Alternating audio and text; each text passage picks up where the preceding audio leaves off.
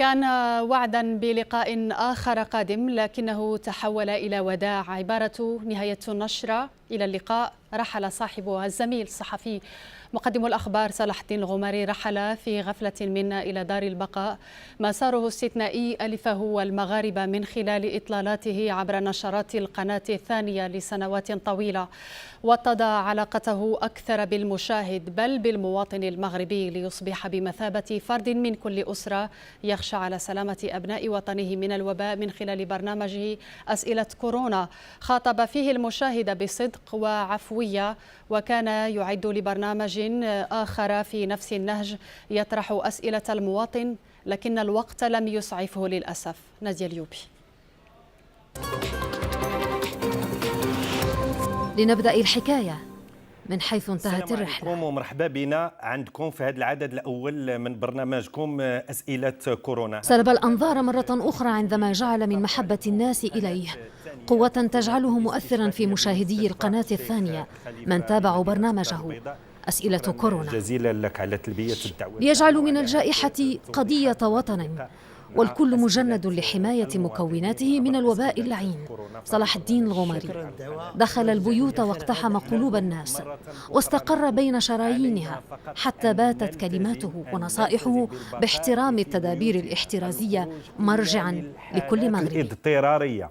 والاسئله ديالكم كيف ما بغى يكون النوع نتاعها بعثوا لنا بهذه الاسئله ديالكم عبر المنصات اللي كتشوفوها الان مبينه امامكم. ها هو اليوم لم يكتفي صلاح بالبقاء بين جنبات بلاتو القناة الثانية، بل خرج إلى الشارع ليسمع صوته للناس مباشرة، فالحمل ثقيل والأمانة أكبر. شويه قميده شويه لا راكي هزه معك كل شيء وتبارك الله عليك. لا ولكن الله يرحم الوالدين.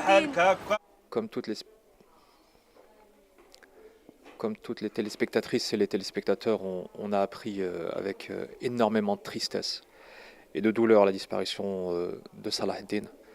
Salah Eddine Romari, plus qu'un collègue, c'était véritablement un ami. C'est quelqu'un avec qui j'ai énormément appris.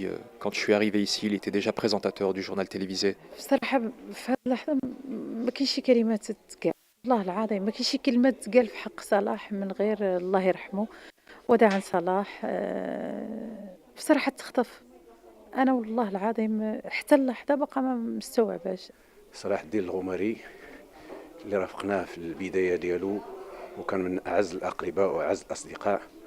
في هذه المناسبة الأليمة كنتمناو ونطلبوا الله العلي القدير المغفرة والرحمة ليه ولذويه الصبر، وإنا لله وإنا إليه راجعون. صلاح الدين الغماري ترك بصمة قوية في نفوس المشاهدين، فمنذ التحاقه بالقناة الثانية سنة 2000 جعل الرسالة الإعلامية همه الكبير، نقل بالصوت والصورة أوجاع الوطن وأفراحه، وكان في الموعد لم يخلفه أبدا، ولم يحل دونه حائل حتى ولو كان زلزال الحسيمة. مقدم لنشرة الأخبار ومحاور بارع، أكسبه حسن البيان ثقة المشاهدين، وأكسبته فصاحة اللسان محبة ضيوف نشرته.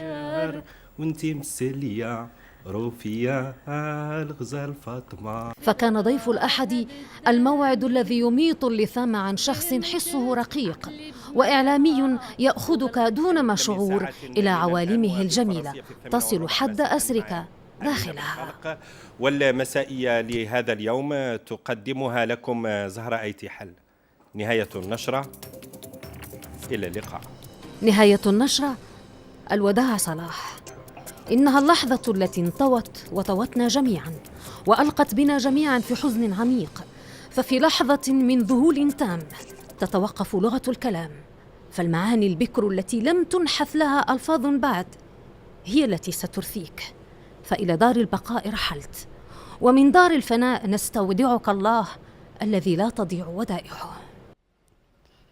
ونتابع في هذه الصور لحظة خروج ثماني الفقيد صلاح الدين الغماري من مستودعي الأموات بمستشفى مولاي عبد الله في المحمدية في اتجاه مدينة مكناس، مسقط رأسه حيث سيوارى الثرى.